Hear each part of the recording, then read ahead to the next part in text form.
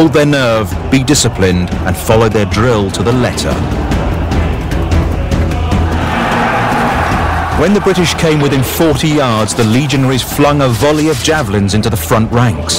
These light spears were designed to disrupt a charge of cavalry or infantry by killing, wounding, and felling as many of the enemy as possible. And the heavy metal heads lodged in shields and made them useless. Since many of the Britons were lightly armoured or even naked, this organised volley was devastating. Every Roman legionary always carried 2 javelins. The second salvo turned the howling charge into a screaming slaughter.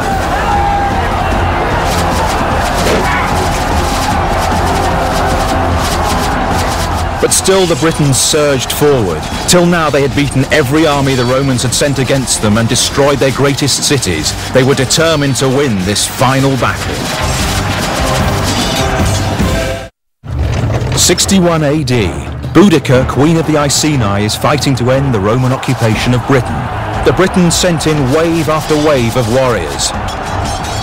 Boudica watched the battle from her chariot. She could see that this was a much better prepared Roman force than the 9th Legion that she had smashed earlier that year. It's an army that's used to fighting, very experienced, and under a very capable commander. Her favoured technique of intimidating the enemy was not working against this veteran army. Her army was much larger, but it was being funneled into the narrower end of the battlefield. She could not outflank the Romans. All of the evidence appears to be that she was an extremely capable woman, a fighter, and she would have been in the battle and probably would have been in the thick of things. The discipline of the legions stopped the British charge in its tracks. Now Paulinus ordered his counterattack. Fairly familiar Roman shock tactics. You lead with the javelin, and then as the enemy is approaching you, slowed down almost to a walk, you run straight into them. You hit them very hard. At the same time, the Roman cavalry ploughed into the disorganised horde, hacking and slashing a path through their crowded ranks. The Britons would have had much longer swords, and they would have really needed space to use these to effect. They had absolutely fantastic courage, but really they couldn't deploy, they couldn't utilise their courage, they couldn't utilise the fighting tactics for which they were best suited. Everything was on the side of the Romans. In the press of battle, with no proper leadership to drive them on, many Britons decided to cut and run and live to fight another day. But now their earlier complacency was working against them. Their huge baggage train blocked the way. The Britons had cut off their line of retreat with their own wagons. Now the wives and children of the Britons, so confident of victory, found themselves in the middle of a massacre.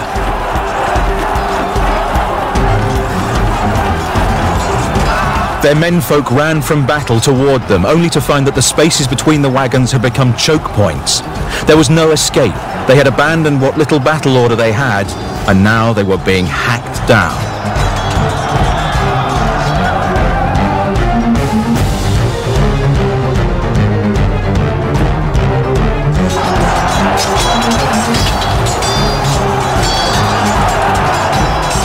The Roman legionary fought with the gladius, the short stabbing sword, and stab upwards alongside the shield with the right hand into the stomach area of the enemy. Bloodlust drove the Romans on. They had come to the battlefield tired and outnumbered. Now they had their enemy cornered. And having pushed the British warriors back onto their own wagon line, that they just cut down the draft animals, cut down the women and children, spared absolutely nothing.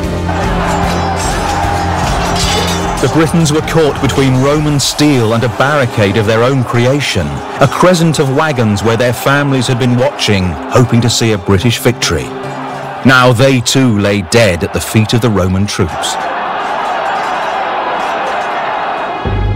It was later claimed that Rome lost only 400 men to 80,000 Britons. The death toll, although no doubt exaggerated in Rome's favour, reflected the terrible carnage inflicted that day. I think it is likely that it was so. It would be very rash to say that 80,000 is anything like an accurate number, but I think it will have run into thousands. And as for the Roman losses, I think that 400 is probably the number of people who actually perished and fell on the battlefield. Whatever the figure, Rome had won a devastating and decisive victory. Boudica raced from the battlefield. Capture would mean being dragged to Rome in chains. Public torture, humiliation, and execution. There are two stories about the fate of Boudica. One is that she fell ill and died. The other is that she took poison. The simple answer is we don't know. There is an urban myth that she is buried under platform 9 at King's Cross railway station in London, but there's absolutely no evidence to support that story. Boudica's defeat on Watling Street marked the end of effective resistance to Roman rule by the Britons. Most of the island would remain a part of the Roman Empire for the next 400 years without another major revolt. Rome hit them very, very hard. Boudica's actual legacy for Roman Britain really was Britain really worth all this? But the answer came back quite quickly thereafter. Yes, it was. Today, a statue of Boudica, the warrior queen, stands on the banks of the Thames. The woman who fought against the might of Rome remains an enduring symbol of heroic defiance. Stay with us after the break to discover how a bovine blunder set a city alight and put the Chicago Fire Department on the hoof in 1871.